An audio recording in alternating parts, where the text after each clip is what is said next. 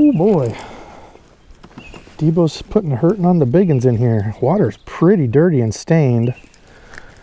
So I switched to a little bluegill color spinnerbait, and you can see, boy, it paid off. We are on the horses now. I had a couple fish swipe at the underspin, but again, it's so dirty in here. I feel like we need a little bit of thump or flash.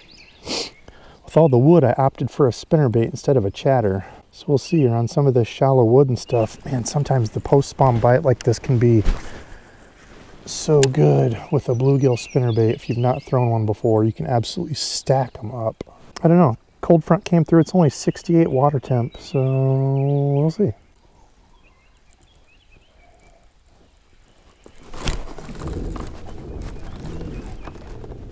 Yeah, that's a better one. Oh yeah.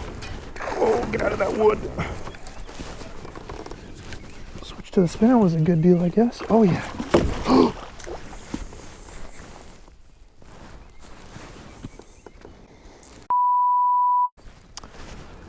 Oh, got stuck in a limb there. That was probably a, well, yeah, I mean, 5-pounder maybe, big enough it absolutely bent my spinnerbait on that wood and threw it.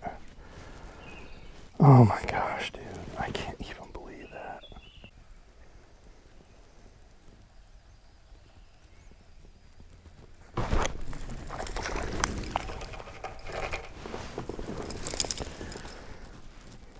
Of course, land that dude. Missed that toad. Gosh, man, I am still fuming from that. I know you got to give it up when something like that happens. At least we've kind of got a little pattern here off this wood out a little bit deeper. Not deep, but like not super shallow. So we'll try to keep running this in some of these pockets and then the edges. But oh my gosh, dude, I'm just deflated. That was a big fish.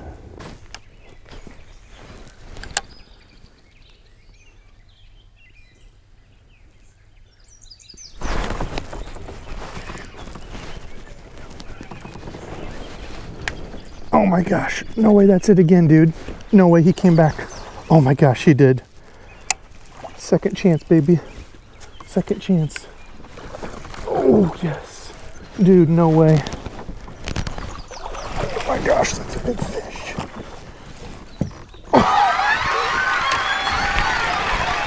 Oh, I got a second chance. Dude, that never freaking happens. No freaking way.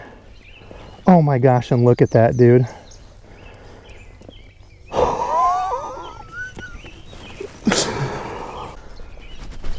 Oh my gosh. Dude, talk about a big-eyed post spawner. Oh my gosh. Can you imagine catching that thing when it was pooping in my boat? Imagine catching this when it was full. Oh my gosh, I'm shaking, dude. I can't believe I got a second chance at that fish. No shot. Oh my gosh. I told you guys that was a big one. 6 pounds, 1 ounce, dude. Absolute unit. Look at that thing. Post spawn, look at the tail. Look at the eye. 6 pound, 1 ounce. Oh, dude. All right, there you go, big girl. Well, I've told you all before, a bluegill looking spinnerbait post spawn can absolutely crush them. Dirty water, just a tiny bit of ripple, cloudy. I'm like, dude, we're gonna throw this. This is a first gen spinnerbait, the painted glitter blades, and I put on a 6 cent skirt to make it look more like a bluegill. I wanted that white chartreuse head kind of as a target. Put that on there with a little reaction innovation manner thing. I forget what this is called. Dude, we gotta go find some more. I cannot believe it.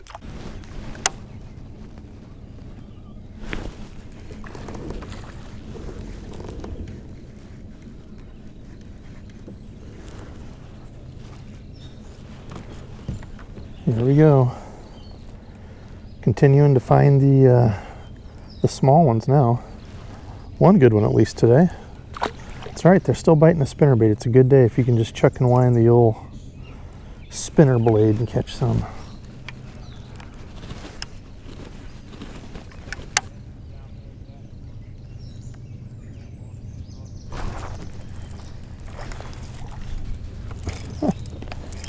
Another one.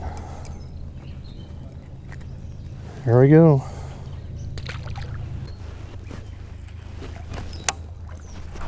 Oh, right there. As soon as it hit.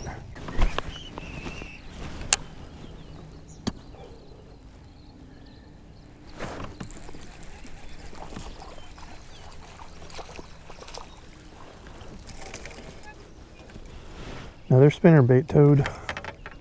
Huge. He's even skinny.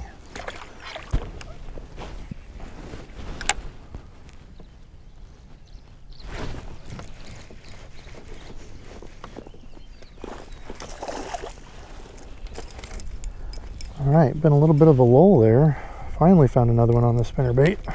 Continuing to catch the absolute giants on the spinnerbait, that is.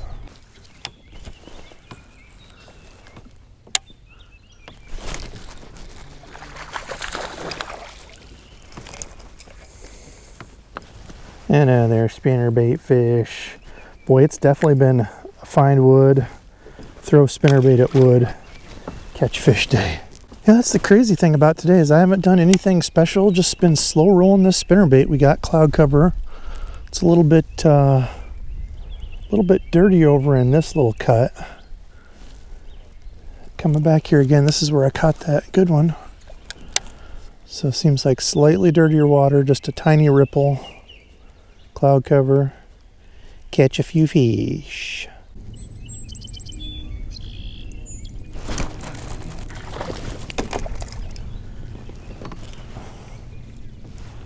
One more Brutus. Huge. Catching the ones that are huge. That's all right. It's a spinnerbait day, dang it. It is always a fun day when you go out and try to make the spinnerbait fun again. It's funny because there's a bunch of guys out here camping and out there in their john boats and canoes and stuff. I heard two of them talking. What did you bring with you? He said, oh, I've got a chatterbait and a frog. He said, all you need anymore is a chatterbait. Oh, that fish tried to get it right there hanging on the edge. Anyway, yeah, everybody else is throwing a chatterbait and I'm throwing the spinnerbait. Seems to be doing all right still. The old not cool anymore spinnerbait. Old school kinda, I guess. All right, fishing friends, how many times have I told you if you're not throwing a bluegill type spinnerbait post spawn, you're missing out. That's what worked for me. Caught the biggest fish of the day, and then funny enough, it was a 6-pounder and then a bunch of dinks. I didn't really catch anything in between. It was a tough bite. But nevertheless, any day you can go out and chuck and wind a spinnerbait is a dang good day to me. So this was the setup. I used one of the new first-gen compact spinnerbaits. And what they do with this is keep the head small here, and they put all the weight back here on the shank of the hook. That way it's a good small, you can see good small little compact size there, which I like. Post spawn, you know, mimicking some of these smaller bluegill around beds in the shallows. And for me, it was really all around wood. So I cut the white and chartreuse skirt off. This is a 6 cent skirt, I forget which one, but something that looks like a bluegill. If you don't have a bluegill spinnerbait, throw that on there.